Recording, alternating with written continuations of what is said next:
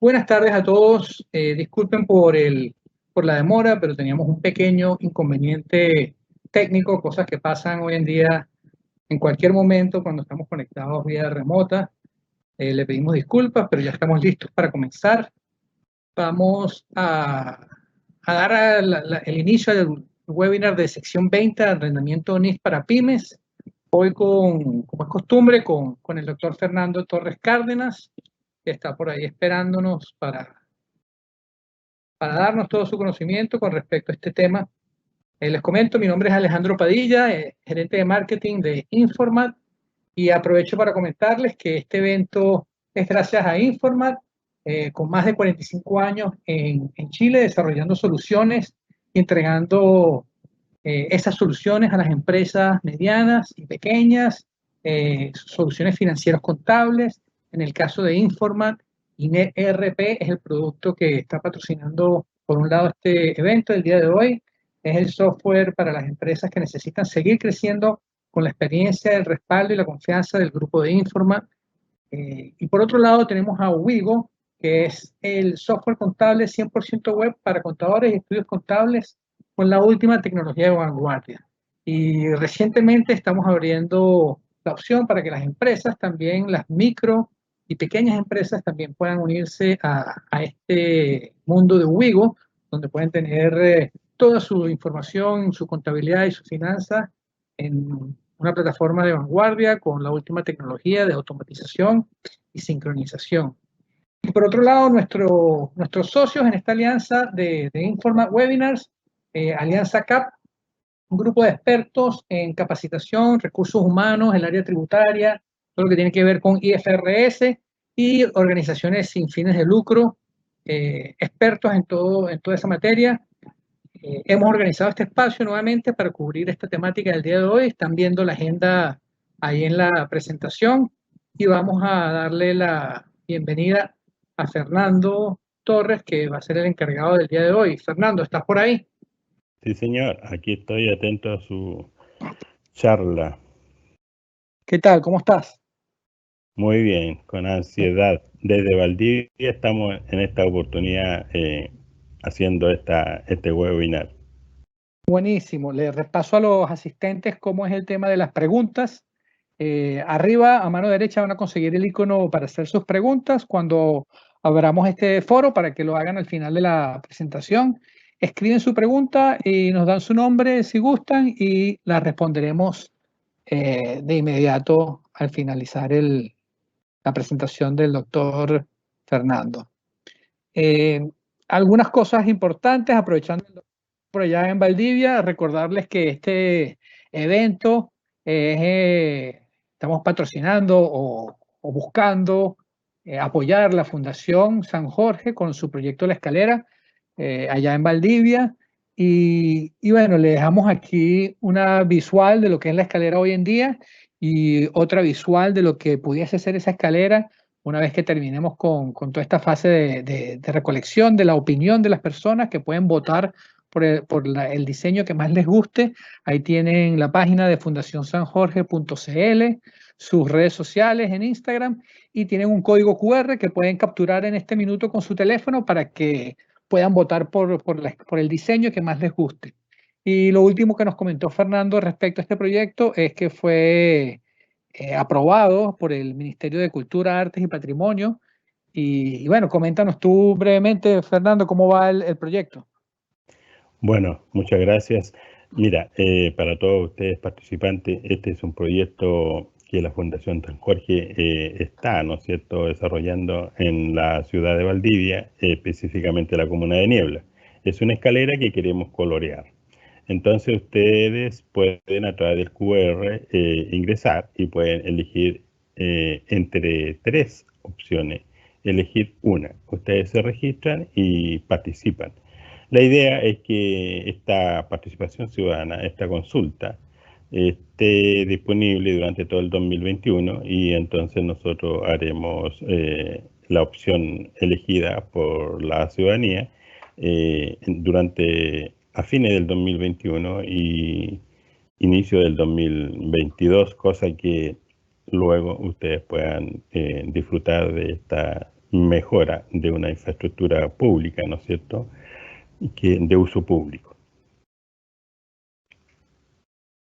Excelente. Fernando, dame un minuto y retomamos aquí. Buenísimo. Esperemos que se pueda concretar pronto el proyecto y avance, ¿no? Comencemos con tu presentación. Si quieres, comparte tus láminas y te doy el micrófono y la pantalla para que puedas comunicarle a todos los asistentes la información que traes. Perfecto. Ahora me confirma si se ve mi presentación.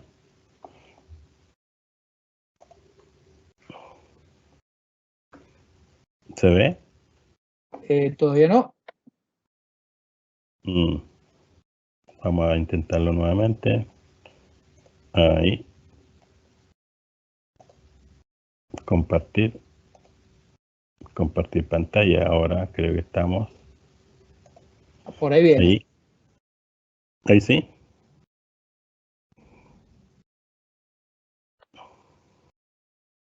Erika, ¿nos confirmas? Ahí está, la veo yo. Muy bien, Perfecto. muchas gracias. Entonces, estimados participantes, comenzamos con nuestro webinar. Recuerden, sección 20, arrendamiento. Nosotros es el leasing, ¿no es cierto? Primero que todo, ¿no es cierto? El leasing, tenemos leasing financiero y tenemos leasing operativo. Y la norma está en la NIF 16, bajo IFRS, y bajo NIF para PYME está en la sección 20. Entonces, como esta es ¿no es cierto?, una presentación de arrendamiento para empresas NIF para PYME, lo que vamos a conversar es los conceptos de su alcance, su reconocimiento inicial, su reconocimiento posterior, luego su registro contable y finalmente las mediciones posterior y el efecto que tenga en aquel estado financiero. Y la revelación, que es importante. Bueno, ¿qué es el leasing en realidad? El leasing, ¿no es cierto?, es una herramienta financiera que permite que las empresas puedan tomar esta opción. Es un contrato entre un arrendador y un arrendatario. Y desde ahí entonces se genera un reconocimiento en los estados financieros para el arrendatario y por supuesto para el arrendador. Y entonces en ese alcance nos vamos a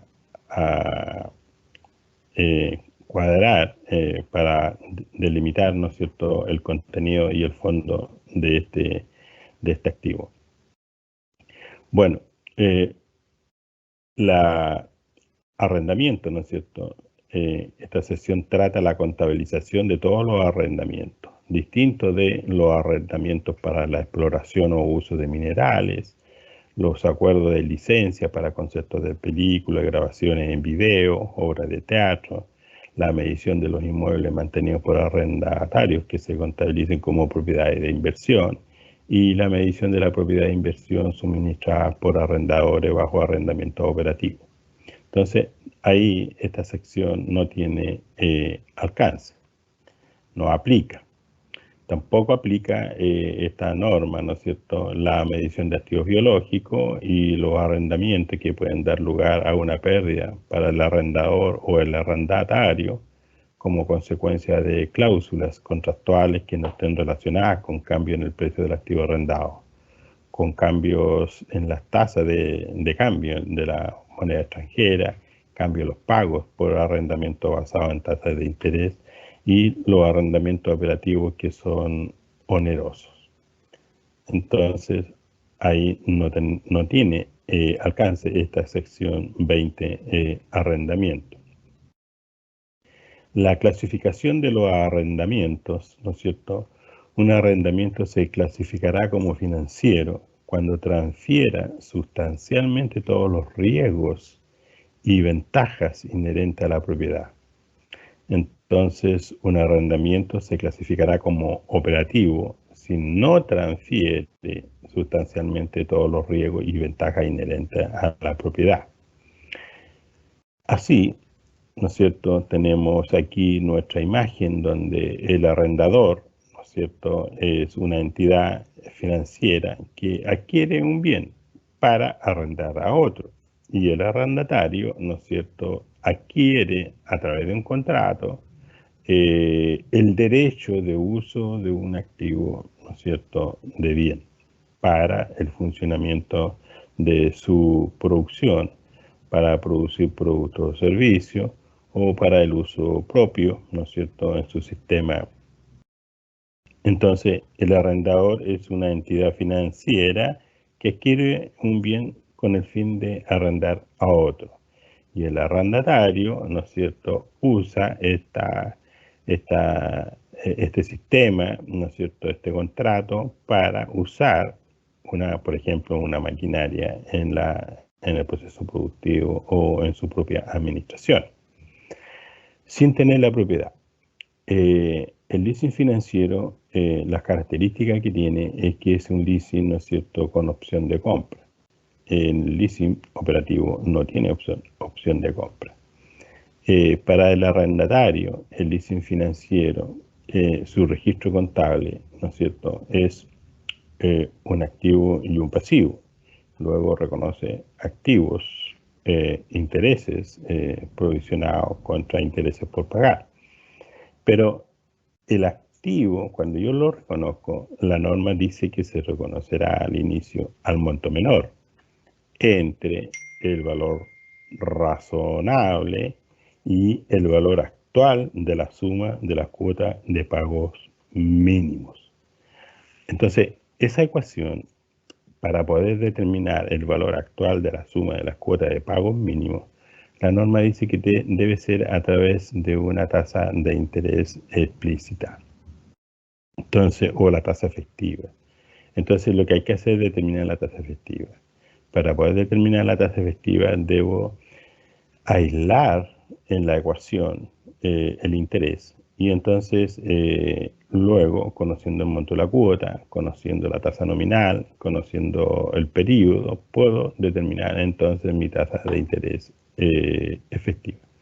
Y la tasa efectiva siempre será un poquito más alta que que la tasa nominal. Entonces, determino nuevamente mi tabla de amortización. Determino nuevamente mi tabla de amortización y entonces, conociendo el número de cuota, el monto de la cuota, hago la separación entre los intereses y el capital para poder contabilizar correctamente un activo y un intangible. Así entonces estoy registrando al inicio este registro contable. Un activo y un pasivo al monto menor entre el valor razonable y el valor actual de la suma de la cuota de pago mínimo. Entonces, ¿qué hacemos? Hacemos que, ¿no es cierto?, el registro contable. Y con la tabla de amortización, luego el pasivo se comporta como, ¿no es cierto?, un pago, ¿no es cierto?, mensual, y hasta que se expira el contrato. Sin embargo, el registro contable del activo, ¿no es cierto?, como yo lo uso, yo lo deprecio. Y eso me determina un valor libro. Ese valor libro, la medición posterior, dice que se deberá, ¿no es cierto?, medir al costo. Y si es al costo, quiere decir que busca deterioro, de acuerdo a la sección 27. Si usted quiere, NIC 36, cuando estamos hablando de NIC full. Entonces, dice, una vez que yo reconozco el activo, lo deprecio, y ese valor libro lo tengo que medir a valor posterior, a valor costo. Si es costo, entonces busca deterioro. Y cuando tiene deterioro, tendrá deterioro cuando el valor libro del activo intangible está más alto que su valor de mercado, su valor razonable o su importe recuperable. Entonces, si tiene deterioro, el valor libro estará más alto que este valor. Y se reconoce entonces una pérdida por deterioro. Pérdida por deterioro del activo en leasing contra la cuenta, ¿no es cierto?, deterioro acumulado del activo en leasing.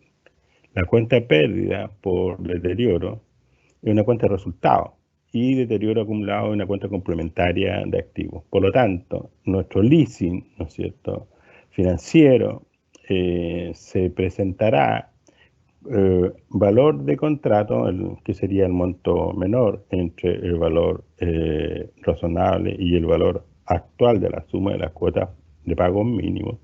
Ese valor, ¿no es cierto?, se va a mantener, se deprecia, tiene un valor libre. Ese valor inicial menos su depreciación acumulada menos su deterioro acumulado será el nuevo valor libre del activo en leasing. Entonces, este nuevo valor libre del activo en leasing pasará al año siguiente y nuevamente tenemos una depreciación y luego tenemos que tener una medición. Y esa medición nuevamente busca deterioro. ¿Por qué? Porque la política de la empresa dice que es la medición posterior es al costo. Entonces, lo que se busca en este leasing financiero es detectar si hay indicadores de deterioro. Y si tiene deterioro, se reconocerá en resultado y se disminuirá el valor libre del activo.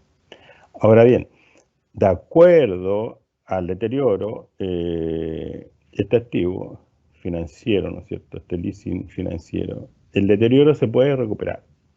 Bueno, la norma dice de que se recuperará hasta el valor libre del activo como si este nunca se hubiera deteriorado. Por lo tanto, ahí, ¿no es cierto?, hay un ejercicio que hacer.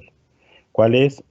Determinar el leasing financiero al año en que se recupera el deterioro, ¿no es cierto?, determinar el valor libre del activo sin deterioro, para poder compararlo con el valor libre del activo con deterioro. Claramente, ¿no es cierto?, ese es un ejercicio que hay que hacer para poder conocer el tope, hasta dónde se recuperará el deterioro de un activo en leasing. ¿Vale? Entonces, esas son cosas que yo espero que ustedes, junto con Informat y nosotros, durante todo este año, espero que se incorporen a estos webinars. Que si usted va sumando un webinar con otro, a final de año podemos llegar a hacer estos ejercicios que de repente por tiempo no se pueden explicar aquí. Sin embargo, hay un ejercicio que sí debemos conversar y explicar con tiempo. Bueno, entonces, si un arrendamiento es un arrendamiento financiero u operativo, depende de la esencia de la transacción y no de la forma del contrato. Bueno, pero es un arrendamiento. Y el financiero es con opción de compra y el operativo no existe opción de compra. Entonces, claramente, ¿no es cierto?, no, esa es la diferencia. Uno tiene una opción de compra y el otro no. Ahora, cuando yo tengo un leasing financiero con opción de compra, el tratamiento contable es distinto. Por ejemplo, mire, pongan atención aquí, si quieren, ustedes pueden tomar papel y lápiz. Mire, vea usted, a una de las características del leasing financiero es que si yo tengo un leasing financiero y el contrato es a 36 meses, es decir, 3 años, la normativa, los registros de los fundamentos legales que tiene un leasing financiero dice que el arrendatario, si tiene intenciones de comprar el bien, entonces le va a dar una vida útil superior al contrato. Supongamos que le dé 60 meses, son 5 años. Entonces, yo tengo una máquina que por la vía del leasing financiero lo reconozco, pero yo le voy a dar una vida útil de 5 años. Sin embargo, el contrato es de 36 meses, 3 años. Entonces, si cualquier usuario de la contabilidad que estudia los estados financieros de una empresa va a ir a las notas explicativas y se va a dar cuenta de que la empresa está depreciando un activo en leasing que tiene un contrato a 3 años, sin embargo lo está depreciando a 5. Y si es así, entonces eso quiere decir que el arrendatario lo va a comprar, va a ejercer la opción de compra. Pero podría ocurrir de que alguien, ¿no es cierto?, la misma empresa teniendo un contrato de leasing financiero lo deprecie a 3 años. Para un usuario de la información contable de una entidad, quiere decir que la empresa, en este caso el arrendatario, no tiene intenciones de comprar la máquina. ¿Por qué? Porque lo está depreciando a 3 años. Entonces piense usted, si yo estoy con un leasing financiero en el año 3, cuando termina el contrato y la depreciación es a 5 años, claramente que el valor libre del activo es positivo. Sin embargo, si usted no hizo el ejercicio a 5 años, le dio una vida útil de 3 años, en el año 3, cuando hay la opción de compra, el valor libre del activo es 0. El valor libre del activo es 0. ¿Por qué? Porque, bueno, a 3 años, entonces calza el contrato con la depreciación del activo y entonces el valor libre es 0. Sin embargo, si lo hace a 5, tiene valor libre. Supongamos que lo hizo a 5 años, porque es lo que corresponde hacer. Entonces adquiere la opción de compra y ahí entonces tenemos un registro contable importante. Primera regla general, tenemos un leasing en la cual tenemos la propiedad, porque ejercimos la opción de compra. Segundo, tenemos un leasing financiero que expiró. Se acabaron las cuotas y expiró. Entonces, ¿qué es lo que tenemos que hacer? Reclasificar. Salir de los registros contables del leasing financiero, dejar esas cuentas en 0 y reconocerlo más arriba en un contrato, más abajo, reconocerlo en un activo en el cual tenemos la propiedad. Tenemos el control y la propiedad. Cuando teníamos un activo en leasing, teníamos solo el control, no la propiedad. En cambio ahora tenemos el control y la propiedad. Entonces por eso salgo de los registros del activo en leasing y me voy, ¿no es cierto? Me reclasifico a un activo en la cual tengo la propiedad. Entonces, propiedad de planta y equipo, donde tengo el control y la propiedad. Y traspaso toda la información. Traspaso el monto inicial, traspaso la depreciación acumulada y entonces, y la diferencia, ¿no es cierto?, queda en resultado. Entonces, y cuando adquiero, ¿no es cierto?, el bien, el precio de compra, también queda registrado en ese nuevo registro que su naturaleza era leasing financiero. Entonces, y ahí hay que tener cuidado. ¿Por qué? Porque el valor financiero del activo, ¿no es cierto?, es distinto al valor tributario. El valor tributario va a ser el valor de la compra, de la última compra.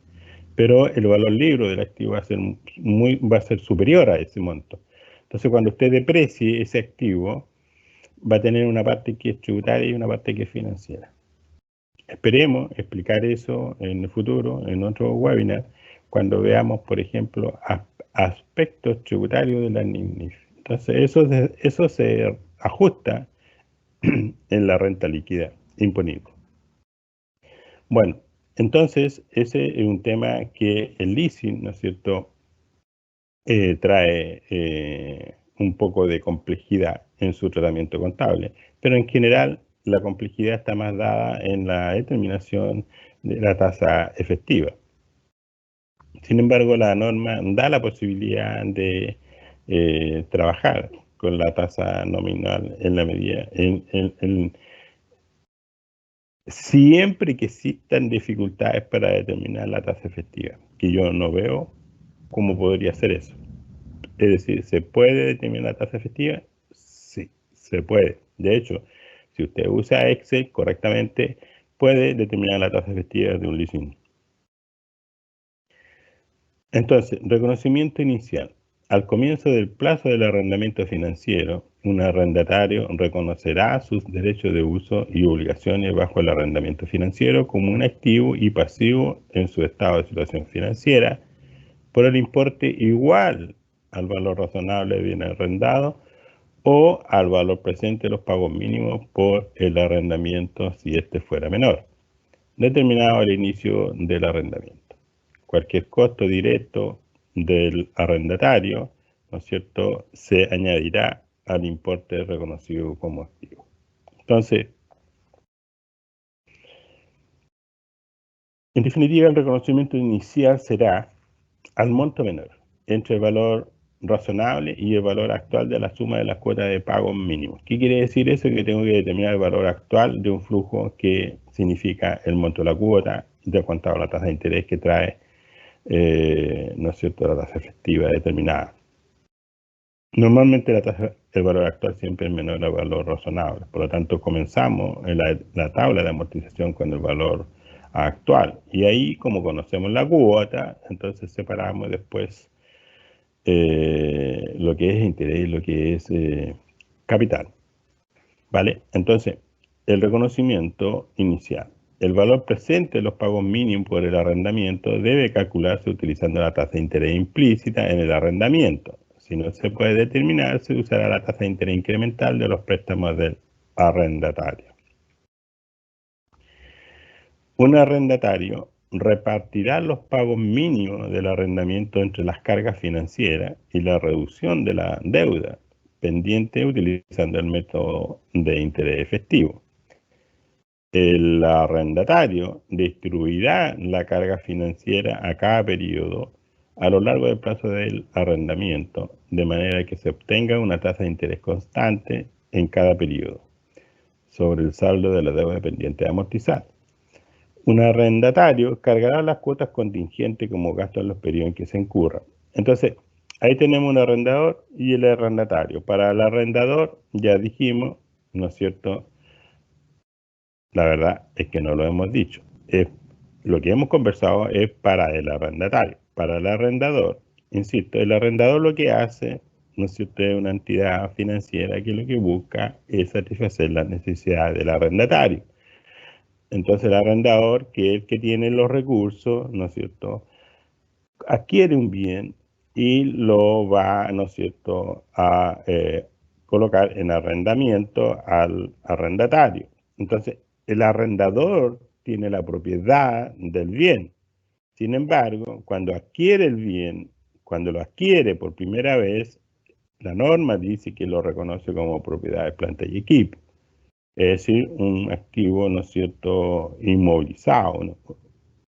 Una sección, ¿no es cierto?, 17.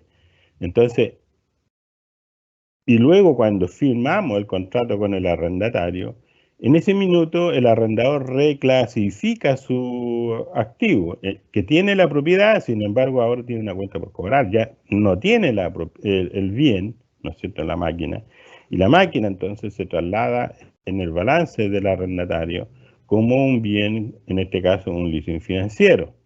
Entonces, si ustedes ven el balance del arrendador y del arrendatario, claramente que la máquina va a estar, después de la firma del contrato, va a estar en la posición, ¿no es cierto?, del arrendatario. Y el arrendador ya no tiene la máquina, lo que va a tener es una cuenta por cobrar. Una cuenta por cobrar de corto y largo plazo, ¿vale? Y va dejando siempre en el corto plazo los 12 meses que acumulado, ¿no es cierto?, dejando siempre en el activo corriente 12 meses de cobro. Por lo tanto, su saldo final al 31 de diciembre del arrendador significa que tiene, ¿no es cierto?, un saldo por cobrar para el periodo siguiente de 12 meses. En cambio, el arrendatario, él reconocerá un pasivo de corto y largo plazo. Y en el pasivo de corto plazo lo mismo, va a representar, ¿no es cierto?, una obligación de los próximos 12 meses. Entonces, el arrendatario, quien usa el bien, deprecia. Como él lo usa, deprecia y hace esta medición del reconocimiento posterior, que sería el deterioro. ¿no es cierto?, a valor costo. Costo al inicio, recuerden, ese valor actual es el menor entre el valor razonable y el valor actual de la cuota de pago mínimo. Ese es el valor inicial. Posteriormente dice que es al costo. Y si es al costo, quiere decir que busca deterioro, de acuerdo a la sección 27. Y habrá deterioro cuando el valor libro del activo en leasing esté más alto que su valor de mercado. Entonces, para ajustar de acuerdo al valor de mercado, tenemos un efecto en resultado, una pérdida de valor. Eso le sucede al arrendatario. Sin embargo, el arrendador no tiene la máquina. Lo que tiene es una cuenta por cobrar de corto y largo plazo, ¿vale? Y por supuesto, entonces, irá reconociendo estas cuentas por cobrar y también irá reconociendo ingresos cada vez que vaya recibiendo la cuota. Pero esto no tiene mucho que ver con el arrendamiento, pero para darle un valor agregado al curso, sí, alguien se debe estar preguntando, y bueno, ¿y qué pasa con el tema de la máquina y la depreciación? ¿No es cierto? Un arrendador podrá usar la depreciación porque tiene la propiedad del bien. Entonces, pero no puede depreciar. Sin embargo, fuera de balance va a depreciar y rebajará esta depreciación, ¿no es cierto?, en la renta líquida. Si usted está pensando en la tributación, tributará, ¿no es cierto?, en la renta líquida. Ahí usará la depreciación rebajando, ¿no es cierto?, de la renta líquida esta depreciación, obviamente con el activo debidamente primero reajustado y después, ¿no es cierto?, calculada la depreciación del periodo, entonces depreciará y esa depreciación lo va a deducir de la renta líquida. Pero el arrendatario eso no lo puede hacer. ¿Va a depreciar? Sí, pero en la renta líquida esa depreciación lo tiene que agregar, dado que no es un gasto necesario para producir la renta. Sin embargo, para el arrendador sí. ¿Por qué? Porque tiene la propiedad. Eso es así, ¿vale? Entonces, un arrendatario depreciará un activo arrendado bajo un arrendamiento financiero de acuerdo con la sección correspondiente de esta norma para este tipo de activo, es decir, de acuerdo a la sección 17. Si no existiese certeza razonable de que el arrendatario obtendrá la propiedad al término del plazo del arrendamiento, el activo se depreciará totalmente a lo largo de su vida útil o en el plazo del arrendamiento según sea menor. Y aquí está lo que yo le estaba comentando, que para nosotros que somos los que revisamos periódicamente los estados financieros de una empresa, cuando nosotros observamos que una entidad está depreciando un leasing financiero como arrendatario a la fecha, de acuerdo a la vida útil del bien, y esta coincide con la fecha del contrato, quiere decir que aunque sea financiero no ejerce la opción de compra. Sin embargo, si la vida útil del bien es mayor al contrato, quiere decir que entonces la entidad, el arrendatario, ejercerá la opción de compra, ¿vale? Un arrendatario también evaluará en cada fecha sobre la que se informa si se ha deteriorado el valor de un activo arrendado mediante un arrendamiento financiero. Y eso está en la sección 27 y es lo que he señalado. Entonces, ahora un arrendatario revelará, ¿no es cierto?, en sus estados financieros, para cada clase de activo el importe neto en el libro al final del periodo sobre el que se informa. El importe neto es el valor libro. El total de pago mínimo futuro de arrendamiento al final del periodo sobre el que se informa para cada uno de los siguientes periodos, hasta un año, entre 1 y 5 años y más de 5 años. Entonces yo voy a informar, eso se llama revelación, en nota, ¿no es cierto?, los activos del leasing financiero con sus años, ¿no es cierto?, hasta cuántos años le queda a este grupo de activos, ¿no es cierto?, etcétera. Reconocimiento y medición. Un arrendatario reconocerá los pagos de arrendamiento bajo arrendamientos operativos, ¿no es cierto?, como un gasto a lo largo de la duración del arrendamiento de forma lineal, a menos que, ¿no es cierto?, otra base sistemática sea más representativa del patrón de tiempo de los beneficios del usuario, incluso si los pagos no se realizan sobre esa base. O los pagos al arrendador se estructuran, ¿no es cierto?, de forma que se incrementen en línea con la inflación, ¿no es cierto?, general esperada. Bueno, en definitiva, un arrendamiento operativo, ¿no es cierto?, se reconocerá como gasto.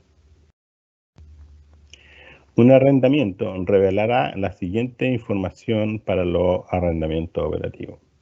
Entonces, el total de activos, el total de pagos futuros mínimos de arrendamiento bajo contrato de arrendamiento operativo no cancelable para cada uno de los siguientes periodos. Y entonces ahí tenemos un detalle. Los pagos por arrendamientos reconocidos como un gasto y la descripción general de los acuerdos de arrendamiento significativo, incluyendo, por ejemplo, información sobre las cuotas, contingentes, opciones de renovación o adquisición y cláusula de revisión, subarrendamiento y restricciones. En los arrendamientos financieros, su reglamento inicial y medición, se reconocerá en sus estados de situación financiera los activos que mantengan el arrendamiento financiero y los presentarán como una partida por cobrar. Esto es para los arrendadores, por un importe igual al de la inversión neta en el arrendamiento. Entonces, la inversión neta en el arrendamiento es la información bruta en el arrendamiento del arrendador descontada a la tasa de interés implícita en el arrendamiento. La inversión bruta en el arrendamiento es la suma de los pagos mínimos a recibir por el arrendador bajo un arrendamiento financiero y cualquier valor residual no garantizado que corresponda al arrendador. Entonces, claramente tenemos un registro contable para un arrendador, tenemos un registro contable para un arrendatario en un arrendamiento financiero.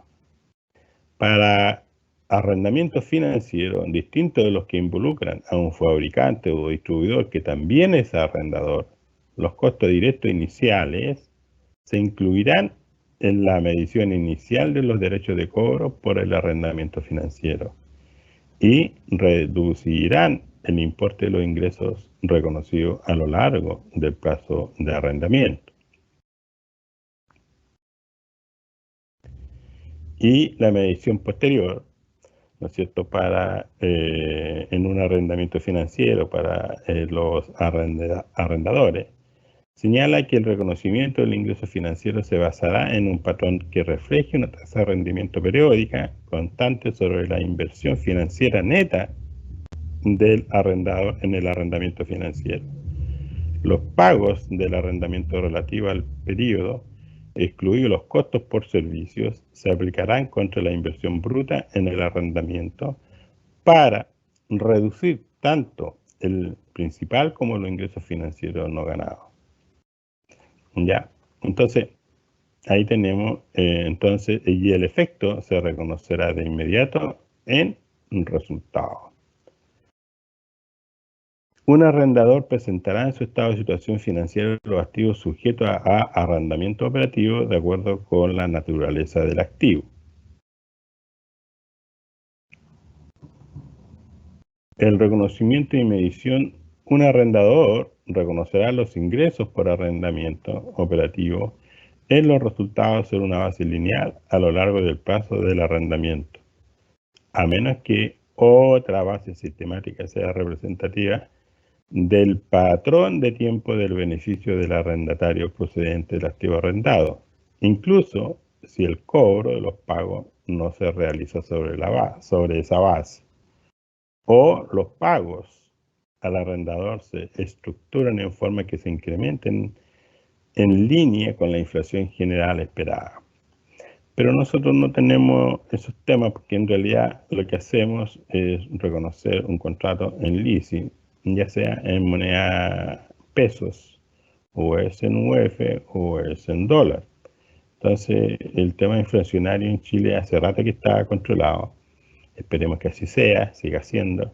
Entonces, con estas monedas, entonces se se reajustan y de acuerdo al IPC o la variación del dólar. Y bueno, todo eso esas variaciones tienen efecto en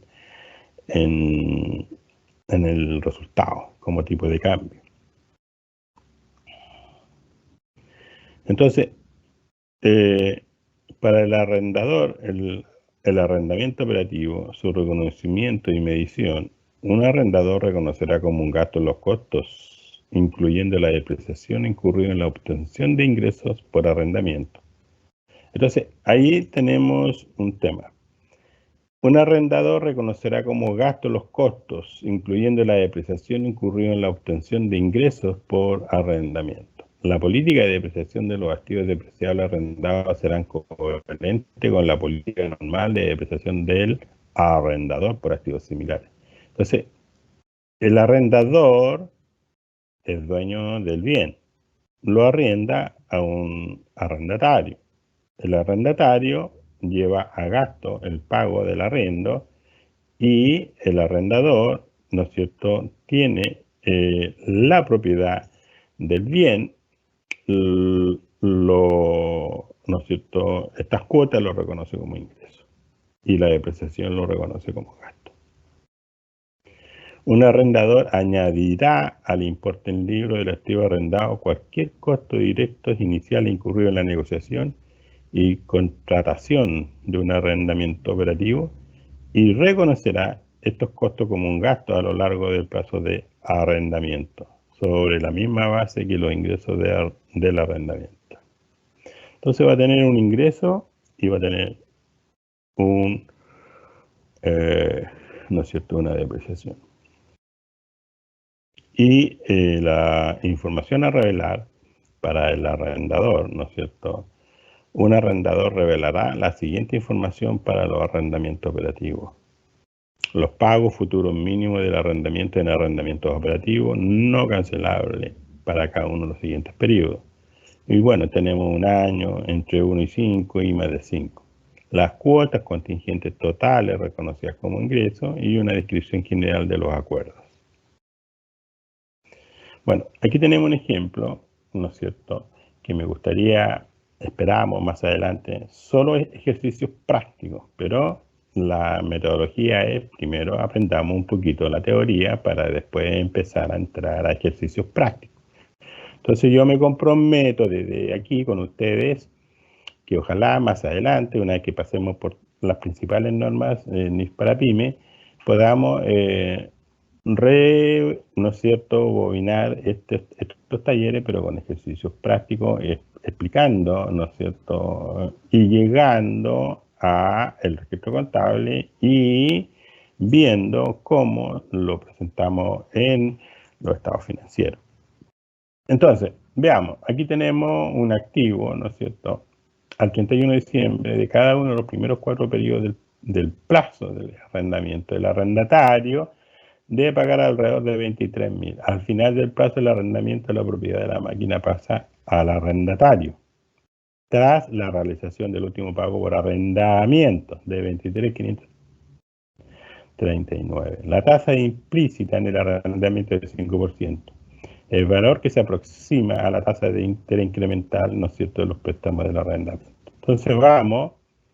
Entonces, el acuerdo es un arrendamiento financiero. Al inicio del arrendamiento, transfiere del arrendador al arrendatario sustancialmente todos los riesgos y en esencia el arrendatario posee el activo desde el inicio del arrendamiento. La clasificación entonces es arrendamiento financiero que se pone en evidencia mediante lo siguiente.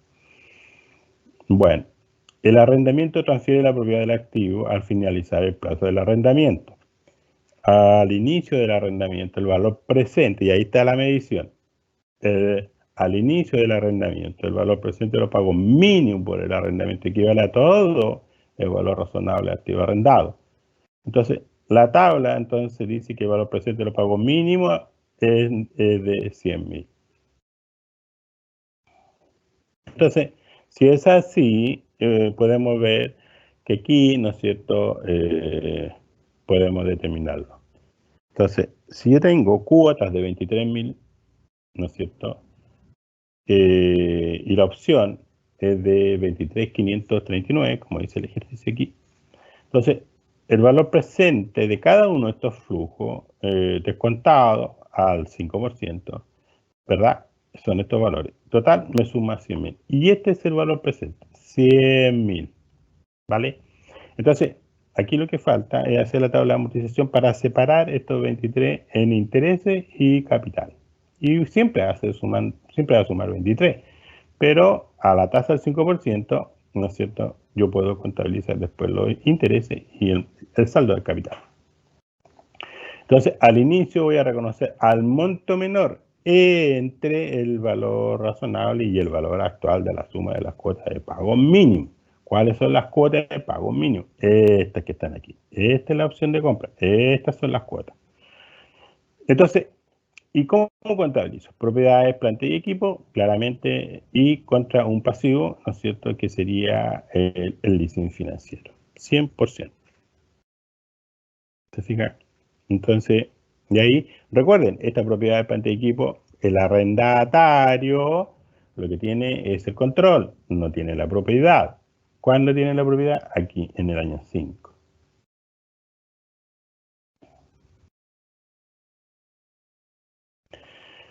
Yo me voy a Excel y hago el cálculo. Entonces, aquí tenemos una presentación. Vean la fórmula aquí, el valor actual, la tasa 5% anual, número de periodos 5, la cuota, ¿no es cierto?, son iguales, de 23, y hago la ecuación. Y bueno, y ahí me ajusto, ¿no es cierto?, 500 pesos me ajusto para llegar a 100.000. Nota, aproximado.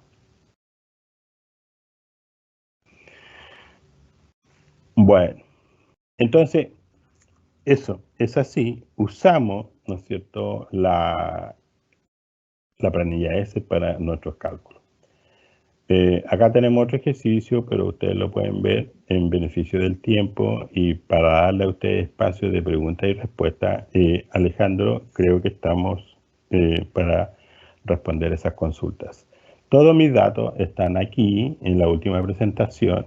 Estas presentaciones son entregadas a usted más preguntas y respuestas que no hayan sido respondidas en esta oportunidad. Alejandro.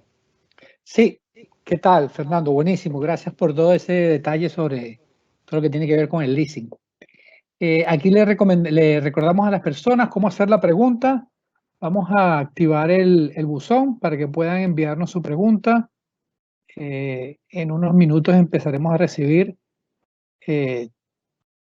todas sus inquietudes.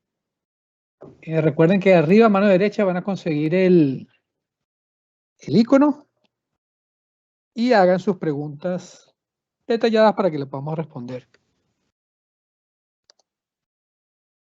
Queremos que empiecen a llegar. Mientras llegan las preguntas, les comento sobre los libros que tenemos en el Manual de Consultas IFRS del de doctor Fernando Torres Cárdenas, en promoción 50% con envío a todo Chile. Aquí tienen una muestra de lo que hay, pero si ingresan a la página van a conseguir todas las publicaciones que tiene el doctor ahí listas para ser enviadas. Aparte de eso, recordarles que tenemos la promoción de referidos tanto en Ubigo como en Inet. En Ubigo refieres a un contador y ganas 150.000 en una gift card. Si contrata el servicio, ahí tienen el código QR, lo escanean y llegan directo a la página en su teléfono. Igual para Inet. Refieres a un gerente de administración de finanzas o de tecnología que conozcas, que esté buscando un ERP o en etapa de evaluación. Y igual, obtienes una gift card de 250.000 una vez que la empresa se anime a cambiarse a Inet. Vamos a ver si han llegado preguntas por acá. ¿Ves por ahí, Fernando, algo o todavía no le llega nada? No, no tenemos. Por aquí preguntas. no veo nada. No hay preguntas, dice él. Esperemos que las personas se terminen de animar. A veces sucede que esperamos unos 2 minutos y de repente, cuando estamos cerrando, empiezan a llegar todas las preguntas. Debe ser que todos están ansiosos de disfrutar del fin de semana largo con el feriado de mañana, ¿no? Igual todavía tenemos mucha gente conectada. Esperemos 1 minuto, 2 minutos para ver qué qué preguntas llegan y veamos. Así como les comentó Fernando, les reitero que esta presentación se la hacemos llegar, tanto el material como la grabación, para que la puedan ver si la quieren revisitar con algún tema que quedó pendiente, o para todas las personas que no pudieron asistir, que estaban interesados, que se registraron y no pudieron estar presentes esta tarde. Enviaremos el material para que lo tengan disponible. Fernando, no llegan preguntas por este lado. Creo que el tema quedó muy claro, o tendremos que profundizar en otra sesión para que realmente empiecen a aflorar otras preguntas con un caso práctico, aparte de los que mostraste tú ahí. Veremos que en la próxima sesión salen algunas preguntas referentes a este tema. Pero por ahora no tenemos nada. Bueno, si no llega nada, como no ha llegado, aprovecho para agradecerte, Fernando, nuevamente por tu exposición, tu presentación muy detallada, con todo el respaldo y el conocimiento que le has transmitido a toda la audiencia el día de hoy. Gracias por participar y por traer todo ese conocimiento a esta comunidad de Informa Webinars que estamos creando. Ya tenemos más de un año con estos eventos, ya contabilizamos más de 18 webinars y sigue creciendo. Entonces, gracias nuevamente, Fernando. Bueno, muchas gracias por informar, por convidarme ¿no es cierto?, a trabajar en estos webinars con todos los participantes que nos acompañan. Entiendo que puedan no haber preguntas, sin embargo, los invitamos en los próximos periodos, en los otros webinars, para que sí se preparen y entonces hagamos un equipo importante de alto interés en estos temas. Muchas gracias, Alejandro, y será hasta la vista. Vale, gracias, Fernando.